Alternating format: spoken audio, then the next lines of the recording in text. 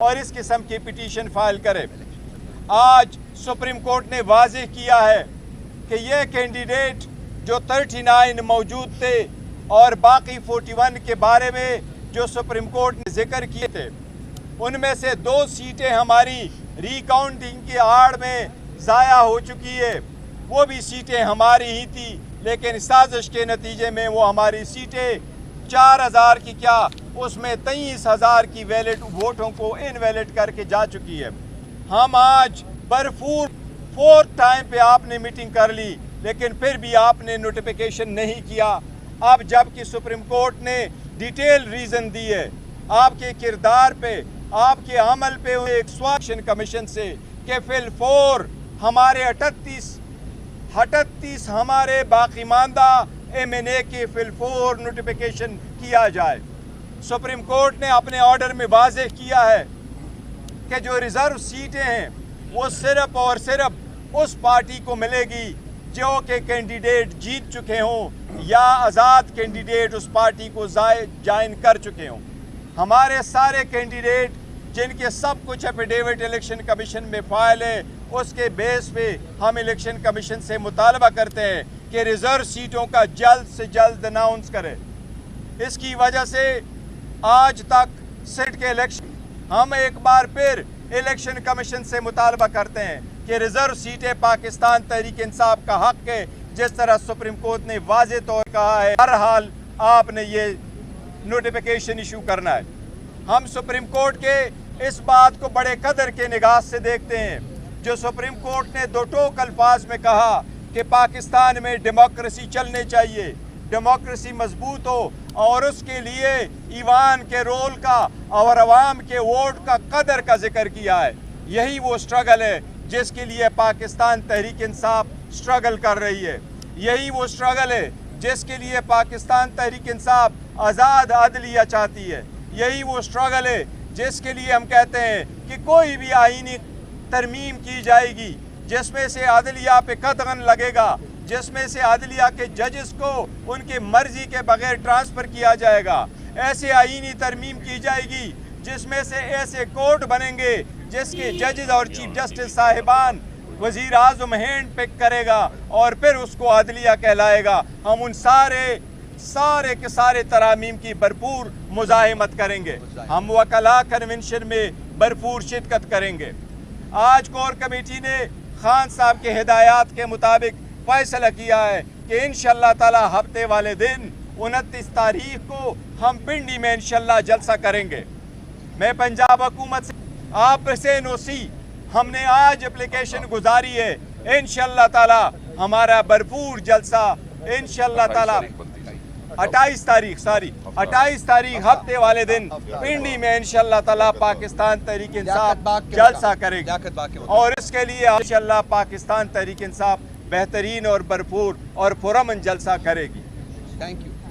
سوال جانا ہے کہ پہلے سپریم کورٹ کی طرف سے ہم دیکھتے ہیں کہ پی ٹی آئی کے خلاف مختلف فیصلے آتے تھے، آج کے فیصلے کے بعد آپ کیا سمجھتے ہیں کہ جو قاضی صاحب یا دونوں کا بینچ ہے کیا ہواؤں کا رخ چینج ہو گیا؟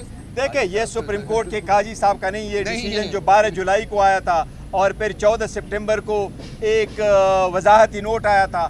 آج بھی سپریم کورٹ نے اپنے وضاحتی نوٹ کا بھی ذکر کیا ہے۔ یہ ایک ججمنٹ آئی ہے جو ہماری ججمنٹ تھی ریزرو سیٹوں پہ، الحمدللہ اس کی ڈیٹیل ریزن آئے، اس سے بڑی خوشی ہے، اور اس میں ووٹ کی قدر میں اضافہ ہوگا، پارلیمان مزید مضبوط ہوگا۔ اور صاحب الیکشن کمیشن آف پاکستان کی بنیادی ذمہ داری آپ انتخابات کرانا، صاف شفاف منصفانہ انتخابات کرانا 218 کے تحت۔ اب سپریم کورٹ آف پاکستان کے 8 ججز نے کہا کہ وہ اس میں ناکام ہوا ہے، بطور جماعت آپ کیا ان کے خلاف ریفرنس دائر کریں گے؟ دیکھیں ان الیکشن کمیشن کے خلاف آلریڈی پاکستان تحریک انصاف ایک ریفرنس فائل کر چکی ہے، اور موجودہ جو ججمنٹ آئی ہے میں سمجھتا ہوں یہ الیکشن کمیشن کے خلاف ایک چارج شیٹ ہے، اور یہی ہونا چاہیے۔ سپریم کورٹ کو دیکھنا چاہیے کہ اگر کوئی اپنے کنسٹیٹیوشنل ذمہ داری ہے کہ وہ ان کو کہہ دے کہ کن مد میں کس کے اقدامات پہ آپ ناکام ہو چکے ہیں۔ یہی ہم کہہ رہے تھے کہ آپ نے فیئر، ٹرانسپیرنٹ اور امپارس میں کہا ہے، مزید کہنے کی ضرورت نہیں ہے۔ چیئرمین صاحب یہ بتائیے گا کہ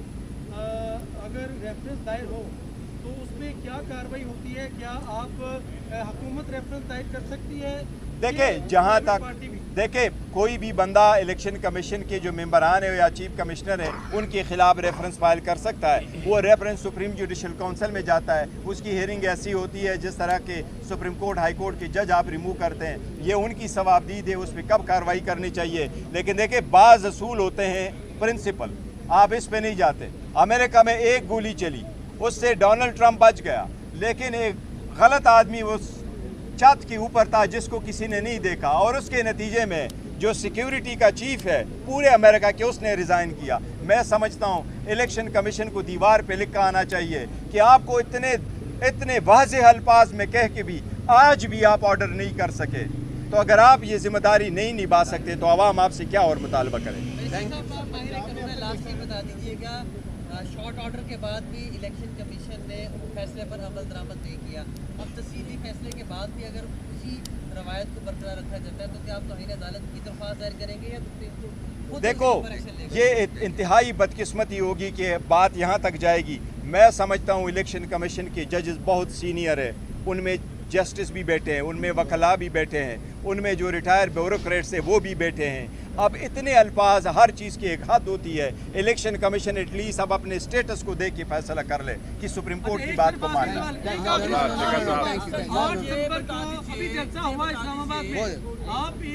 आप कर चुके हैं सवाल यार, कर चुके हैं। क्या जरूरत है? अच्छा यही सवाल है कि हमने इस्लामाबाद में भी जलसा देखा, उसके बाद लाहौर में भी जलसा हो चुका, पिंडी की तैयारी है, मियां वाली की तैयारी है, क्या पैगाम है इन तमाम जलसों के लिए? देखिए पाकिस्तान तहरीक इंसाफ ऐसे ही करती रही हैं, और जो महंगाई है, जो बर्बरियत है, जो जुल्म है, जो ज़्यादतियाँ हैं, जो इमरान खान साहब को जेल में बंद है, इनके लिए तो हम और क्या करें, प्रोटेस्ट ही करना है। जो अदलिया पे अटैक हो रहे हैं, आप देखो हमारे एमएनए को उठाया गया, उनको रखा गया, हमने कमेटी के सामने बात लेके आए कि आप वोट ले रहे हैं, आपके पास नंबर नहीं है, लेकिन आप घंटों के हिसाब से मीटिंग कर रहे हैं, मिनटों के हिसाब से अब आ रहे हैं, और आप वहाँ से हमारे एमएनए को उठाएं। देखो ये नए 90 की दिहाई नहीं है, कोई चांगा मांगा की सियासत अपनी।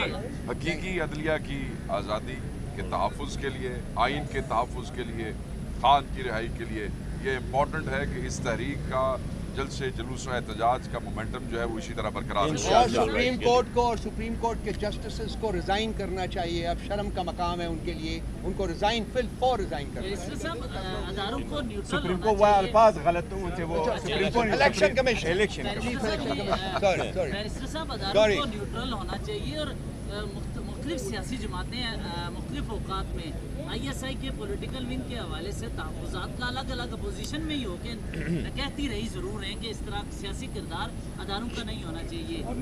नई अपॉइंटमेंट हुई है तो इस हवाले से आपको क्या तवक्कुआत है?